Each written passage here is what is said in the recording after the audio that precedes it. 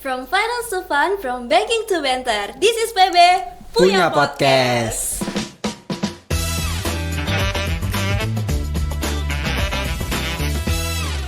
The place where knowledge meets entertainment, and every episode bring you insight with a twist. Buckle up and let's dive in. Halo Sobat PB. Oke, di This is PB Punya Podcast kali ini kita udah bareng nih teman dari mahasiswa perbankan dan keuangan, yaitu Randi. Halo Randi. Halo. Boleh dong Randi perkenalkan diri terlebih dahulu? Oke. Sebelumnya halo semuanya, aku Randi, angkatan 2024, mahasiswa perbankan dan keuangan. Oke Randi, tentunya di sini udah bareng Randi ya, mahasiswa inspiratif dengan segudang prestasi. Boleh dong Randi diceritakan kesibukan Randi ini selain kuliah, apakah ada kegiatan non akademik atau kegiatan lain di luar perkuliahan yang menunjang keseharian Randi? Oke, baik sekali. Ini kegiatanku sehari-hari ya. Kegiatanku sehari-hari pastinya akademik. Fokus ke akademik yakni perkuliahan dan juga aku fokus ke organisasi. Wah, keren banget. Oke, untuk organisasi sendiri, aku ada terbagi menjadi beberapa organisasi. Ada organisasi internal dari kampus, yakni seperti BEM Fakultas Vokasi dan juga Himpunan Mahasiswa Perbankan dan Keuangan. Kemudian, aku juga fokus di organisasi eksternal, yakni di ISP Surabaya, Investor Saham Pemula.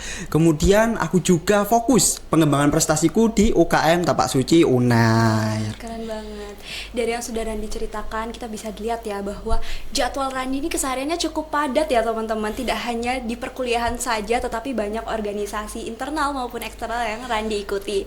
Boleh tahu dong Randi, gimana nih cara Randi memanajemen waktu Randi agar bisa menjalani hari-hari yang padat itu? Oke, aku biasanya itu dari pagi sampai malam itu ada jadwalnya. Oke. Mulai dari jadwal olahraga, jadwal masak, jadwal belajar, kemudian jadwal pengembangan diri. Hal tersebut aku susun mulai dari malam hari. Aku to-do list dulu. Apakah ini bisa dilaksanakan ya di hari ini?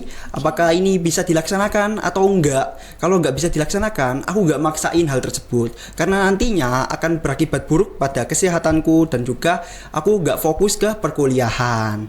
Oke teman-teman, keren banget ya Randi bisa manajemen waktu dengan baik sehingga kegiatan akademik dan non akademiknya itu balance teman-teman. Bahkan Randi pun masih bisa olahraga dan juga masih bisa masak ya Randi ya. Iya, keren bener banget banget. teman-teman.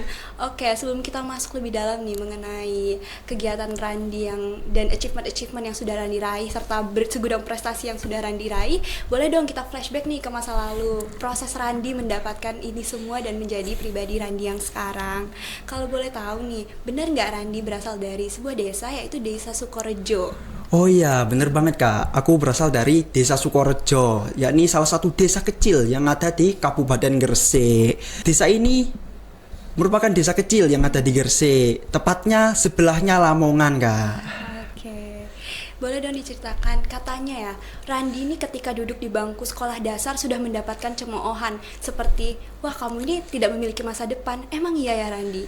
Oh iya, itu bener banget. Aku dulu waktu kecil itu sering kali dibilang anak yang gak bisa apapun, gak punya bakat.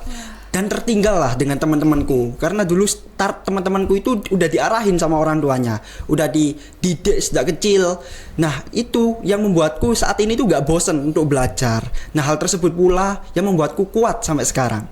Kalau aku waktu sekolah dasar dulu gak dicemooh, gak dihina, prosesku mungkin gak semulus sekarang. Prosesku mungkin masih jauh lah dari teman-teman.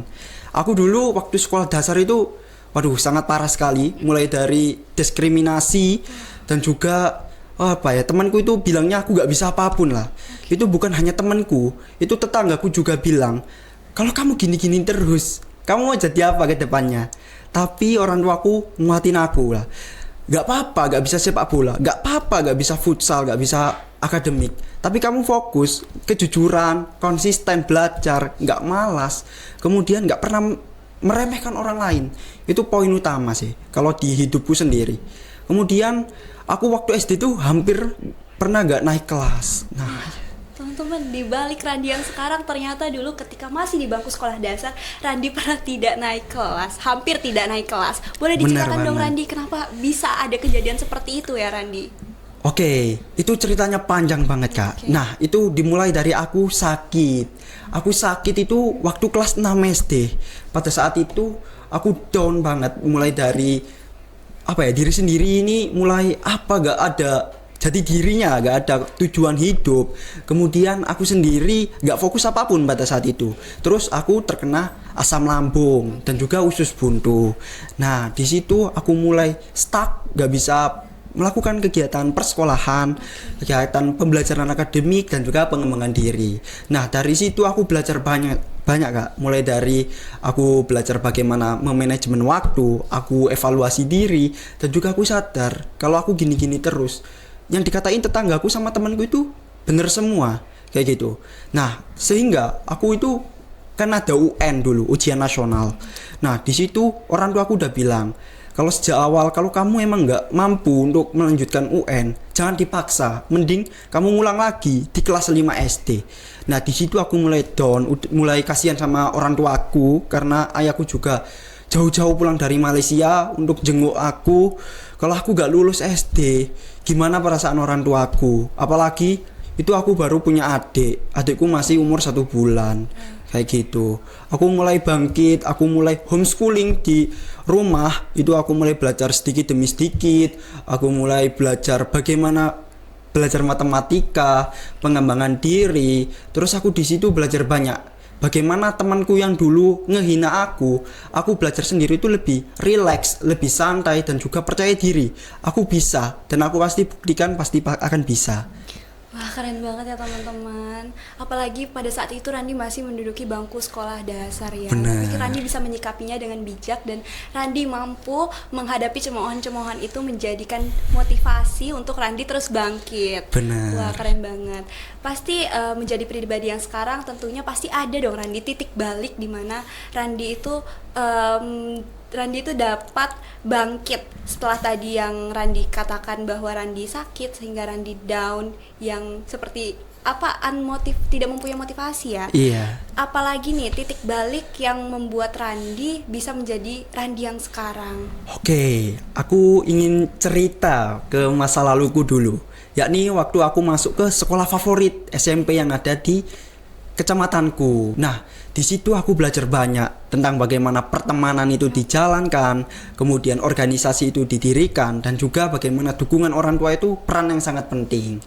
Nah, hal tersebut membuatku bangkit mulai dari kelas 1 SMP. Aku kelas 1 SMP merupakan salah satu korban perundungan atau bullying, yang dimana bullyingnya udah termasuk yang parah, dan hal tersebut membuatku untuk bangkit lagi, untuk bagaimana aku bisa bangkit. Dan juga orang tua aku lah yang memotivasiku terbesar itu. Mulai dari aku coba untuk mengeksplor diri, kemudian di kelas 8 itu arti pertemanan yang sangat luar biasa. Dan di kelas 8 juga di 2019 itu aku masih ingat banget, ayahku pulang dari Malaysia dan tidak kembali lagi ke Malaysia karena faktor biaya dan juga faktor umur. Di situ aku sadar banget kalau aku bukan terakhir dari anak orang kaya, apakah aku bisa sukses kayak gitu.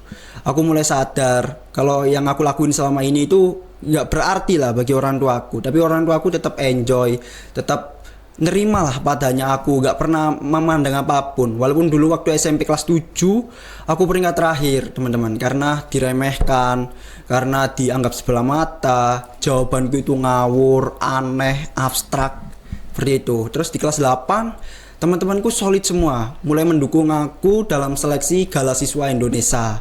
Nah, di situ titik terbesarku, karena aku dulu itu memang nggak bakat sepak bola, tapi orang tuaku menyekolahkanku, yakni sekolah sepak bola.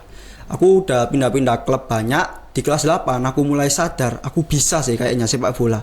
Aku mulai coba sih Gala Siswa, dan aku gak lolos di Gala Siswa, tapi aku lolos di seleksi beberapa SSB atau sekolah sepak bola ternama pada saat itu. Oke. Keren banget ya teman-teman, ternyata tidak dari bangku sekolah dasar saja, tetapi di bangku sekolah menengah pertama pun Randi terus mendapatkan banyak ujian-ujian dan cobaan-cobaan ya. Tetapi balik lagi tadi, support orang tua dan pintar-pintar ya dalam memilih teman dan lingkungan yang dapat memotivasi Randi untuk terus belajar dan bangkit. Oke Randi, setelah melewati titik balik tersebut, Randi kan tentunya melanjutkan pendidikan nih ke jenjang yang lebih tinggi. Randi lanjut di Madrasah Aliyah Negeri 1 Gresik. Bener Boleh banget. dong, perjuangan Randi kan tentunya tidak berhenti di sekolah menengah terdiri yang pertama ya. Gimana dong Randi nih perjalanan Randi ketika Randi berada di Madrasah Aliyah Negeri dengan segudang prestasi yang Randi torehkan pada saat itu? Boleh diceritakan dong Randi? Oke, boleh banget. Nah, prestasi yang aku raih selama ini tuh gak ujuk-ujuk datang, teman-teman.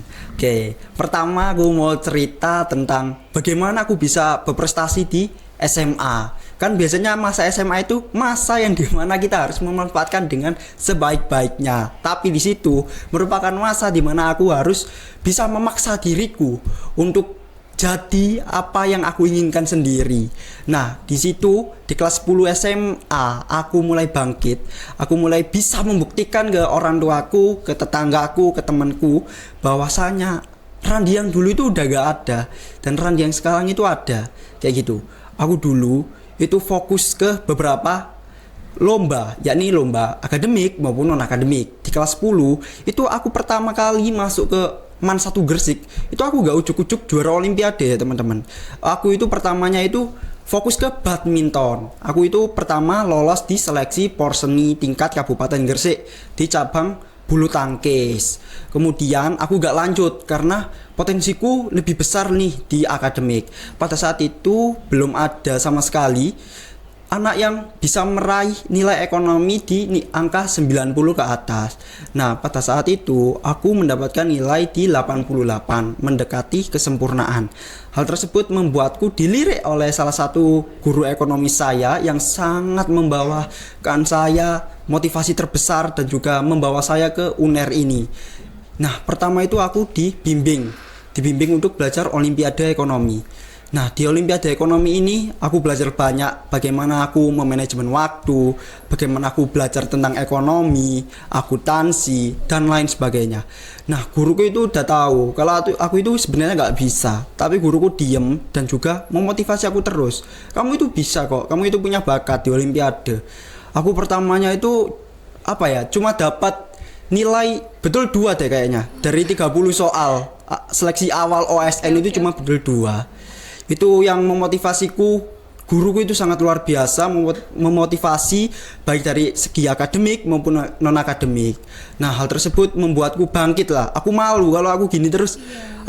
Cuma 2 soal dari 30 soal itu udah nggak make sense. Nah, di situ aku mulai belajar sedikit demi sedikit. Aku berkomitmen bahwasanya materi di perkuliahan sampai S2 pun aku bisa menyelesaikan, yakni materi ekonomi semuanya, baik dari segi ekonomi maupun akuntansi.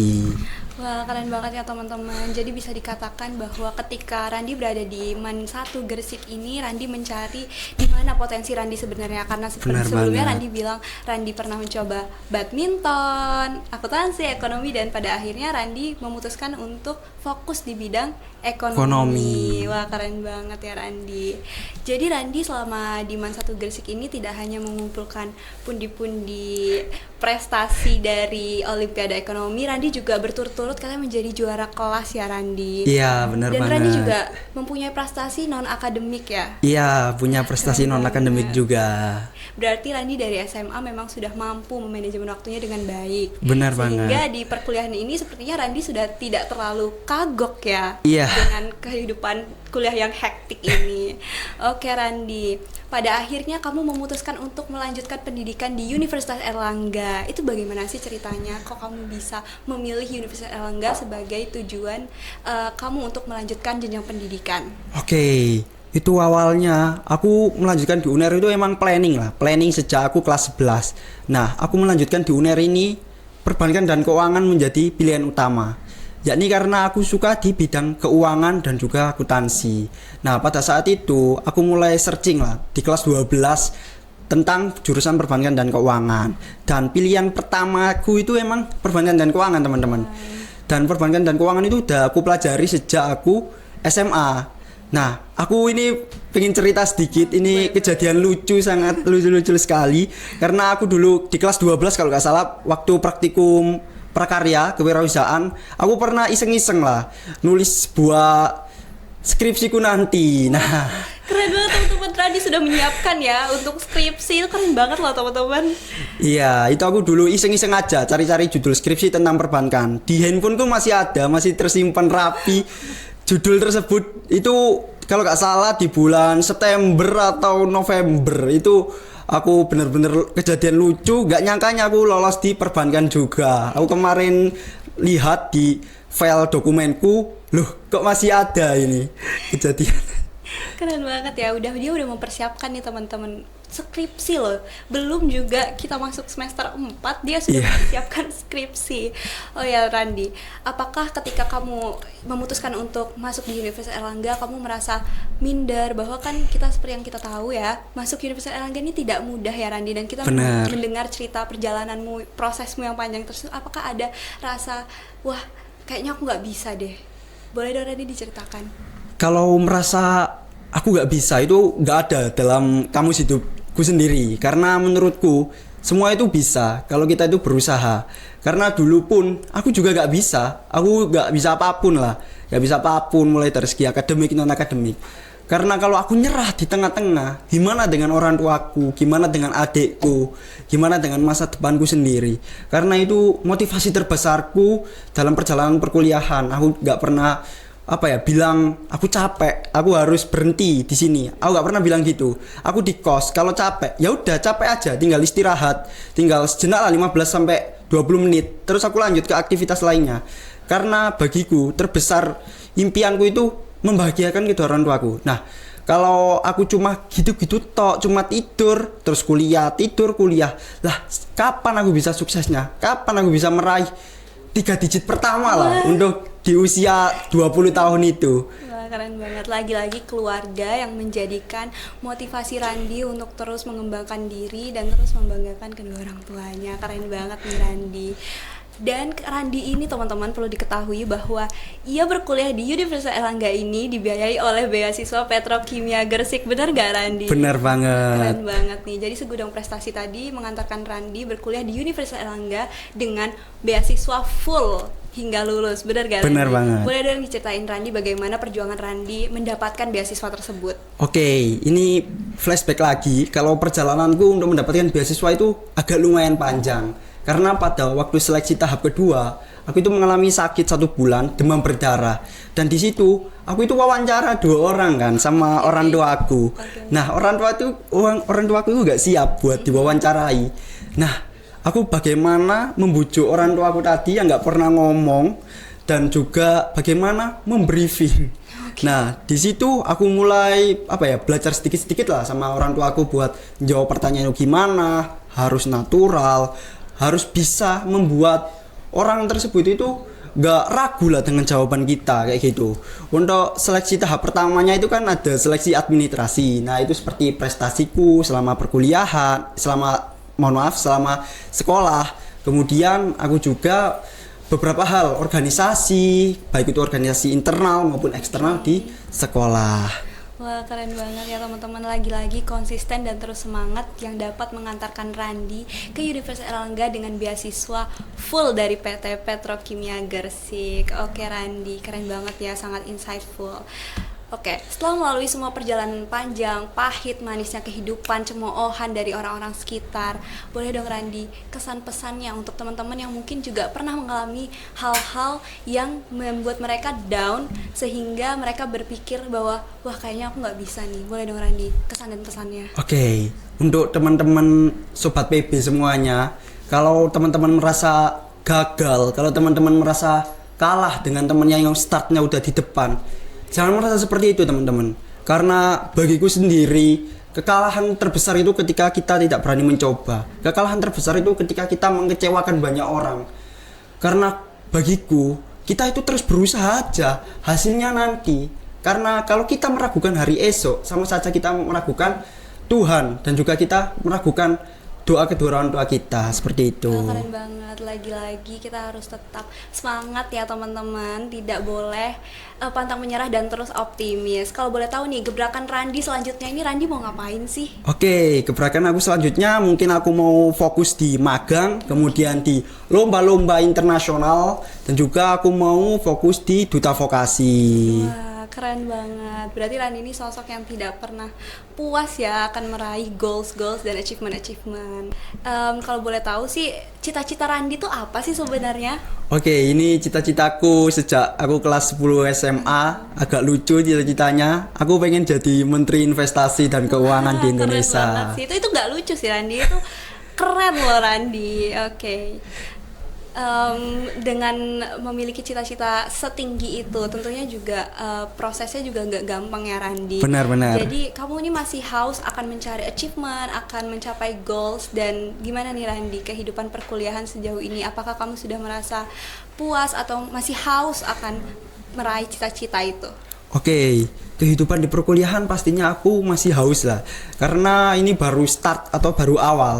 Aku kemarin juga baru magang di LSP Wah, keren Unair. banget, teman-teman. Itu juga merupakan salah satu achievement terbesarku untuk meraih cita-citaku. Nah, hal tersebut aku nggak akan puas lagi. Aku di semester depan akan coba magang lagi di beberapa instansi pemerintahan ataupun BUMN. Itu merupakan salah satu targetku, to-do listku di masa ke depan kayak gitu. Oke Randi, keren banget ya teman-teman, terus mencari hal-hal yang dapat mengembangkan diri seorang Randi. Oke Randi, perjalanan hidup kamu kan ini sangatlah luar biasa ya.